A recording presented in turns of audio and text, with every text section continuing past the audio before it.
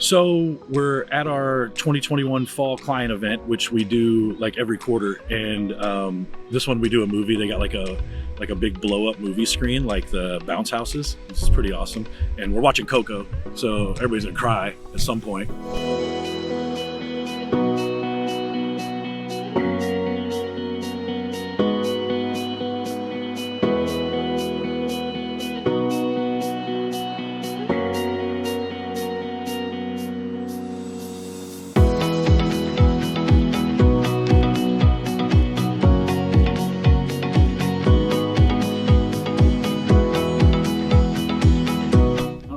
Myself, I get so goddamn frustrated when stuff is hard, or like that set right there we just did. Like I'm internally right now kind of fuming about it because it was so goddamn hard and I can't do it. It's like, it's the point of working on stuff and practicing, but I don't know if anybody else gets like that. But sometimes, man, it's like, damn it, why is this shit so hard? It makes me mad I can't do it.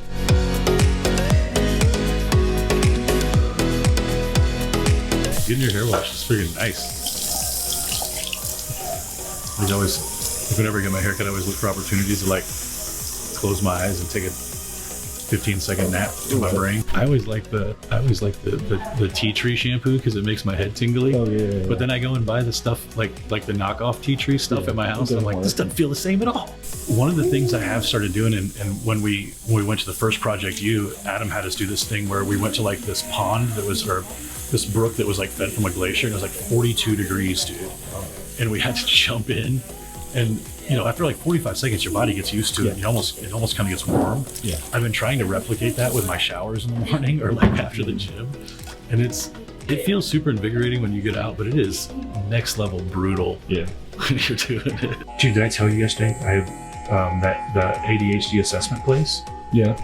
6 months out. Jeez. She's not even taking appointments right now. She said it'll probably be February before I can get you in. I'll call you back in a few days and let you know.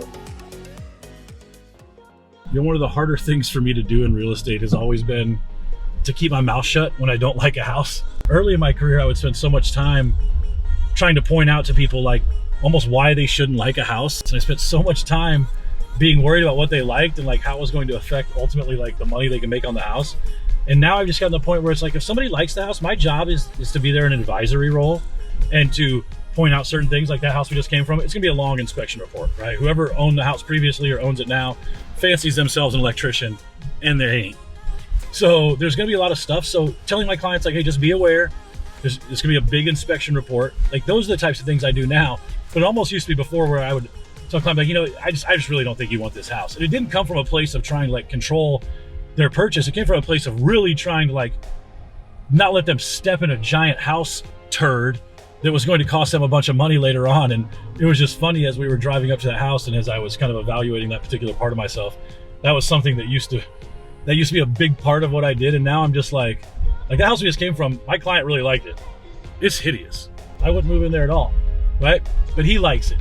He was excited about it, right? My job is to make sure that he makes the right investment and gets the right purchase, and I protect his money, and that's what I'm gonna do. There's a ton of value in video. The video allows me to get in front of a lot more people, and now it's taken me 4 or 5 years to cultivate an audience for that too. We have a couple of agents on our team who do really great with the B2B interviews, incorporating video into those business-to-business interviews, and then almost getting that viral marketing of the business sharing your stuff out, we're sharing your stuff out, you look like the local expert. Those types of things I think are really amazing long-term tools that will allow you to have business that just shows up. They're not a supplement for the phone calls initially, but they can be down the road. I know agents getting business off TikTok and Instagram, it all still works the same, right? If people are engaging with your stuff and you engage back, it's going to intensify your social media efforts for sure.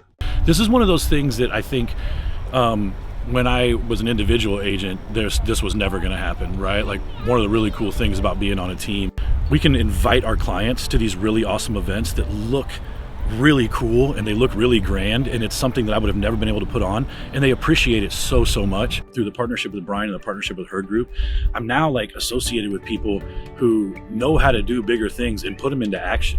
We talk all the time about like how sometimes we shoot first and aim later, and I like that about how we roll on our team too, because we mess some stuff up. There's no doubt about that, but we kill it with some other things too. And being able to just come out and invite your clients and stuff like this, when we talk about how important it is in this industry and in entrepreneurship in general to build relationships, those don't always come over the phone. Honestly, I kind of suck at cold calling people. It makes me really uncomfortable. I don't really always know what to say. And so to be able to invite people that I really, really want to do business with to events like this makes my life so much easier, because all I'm going to do tonight is hang out and talk to people and be myself.